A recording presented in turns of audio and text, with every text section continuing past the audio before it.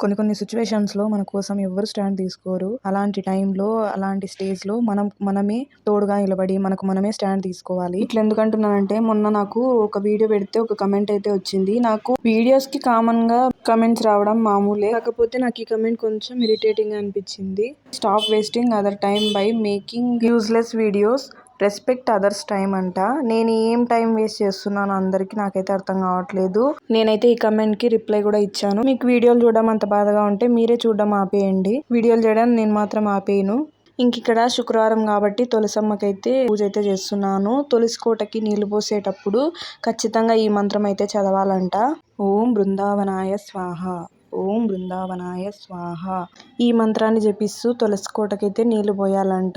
ఇక్కడ నేను మొన్న ఊరికి పోయినప్పుడు కమకమలం ఆకులను అయితే తీసుకొని వచ్చాను. అమ్మ అయితే లాస్ట్ టైం వచ్చినప్పుడు ఒక ఆకు తీసుకొని వచ్చి పెట్టింది. కాకపోతే అది ఎందుకో వేర్లు వచ్చినాయి కానీ లోపల పైన కొమ్మ అయితే చిగురు రాలేదన్నమాట. అందుకని నేను మళ్ళీ మొన్న ఊరికి పోయినప్పుడు ఇంకో కొమ్మ అయితే తీసుకొని వచ్చాను. ఆకులు పెడితేనే కట్ చేసి వస్తుందంట. తమలపాకు చెట్టు కూడా పెట్టాను. తులసి కోటకైతే శుక్రవారం మార్నింగ్ లేవగానే నేను ప్రతిరోజు పూజ చేసుకుంటూనే ఉంటాను. వీడియో నచ్చితే లైక్ చేయండి.